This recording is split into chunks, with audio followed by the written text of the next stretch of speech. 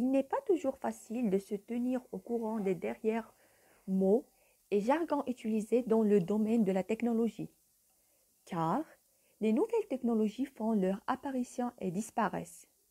Il peut être difficile de comprendre ce qu'une plateforme accomplit si elle est expliquée en des termes qui n'ont même pas de sens pour vous. Comme beaucoup d'autres technologies, GitHub contient de nombreux mots et expressions propres à sa plateforme.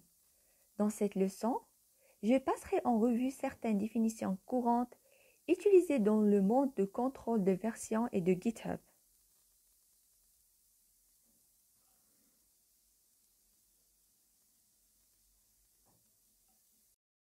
L'une des premières choses à faire lorsque vous travaillez avec GitHub est de créer un repository. Un repository ou repo est une unité de stockage comme un dossier qui contient tous les fichiers appartenant à ce projet ainsi que les différentes versions du projet et l'historique du révision. Le terme cloner fait référence au clonage d'un repository, c'est-à-dire créer une copie d'une version du code de ce repository sur le serveur GitHub sur votre machine locale. Ceci est utile pour pouvoir apporter des modifications au code localement sans qu'elles soient nécessairement reflétées dans la version collaborative en ligne. Vous pouvez également créer un repository en faisant un fork, ce qui signifie copier le repository de quelqu'un d'autre sur votre propre compte GitHub. De cette façon, vous pouvez vous appuyer sur le projet d'un utilisateur existant pour créer votre propre code personnalisé.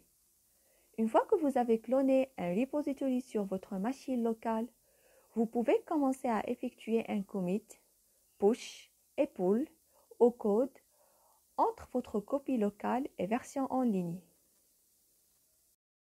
Un commit est une révision individuelle de votre copie locale du répertoire ou repository sur laquelle vous pouvez enregistrer ou écrire un message décrivant le travail que vous avez apporté ou modifié. Un push signifie envoi des modifications que vous avez apportées localement au repository distant sur GitHub pour les partager avec d'autres. Un pull est au contraire, ce qui signifie que vous récupérez les modifications d'autres sur le répertoire sur GitHub sur votre machine locale.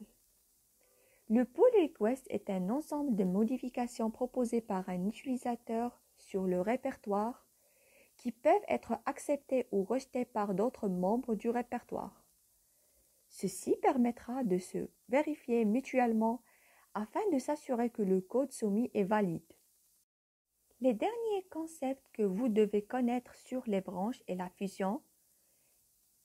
Lorsque vous travaillez avec plusieurs personnes dans un même repository, vous pouvez créer différentes branches ou versions du code qui sont toutes actives en même temps dans un repository en ligne.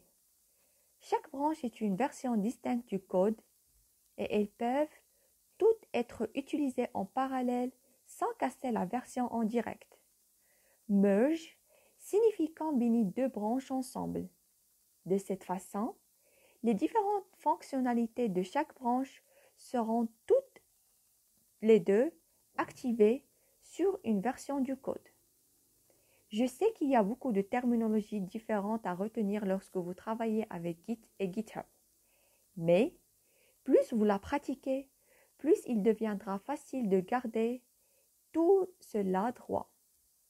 Donc, si vous êtes débordé en ce moment, entraînez-vous en créant un exemple du repository et en essayant de nommer toutes les différentes commandes dont vous aurez besoin.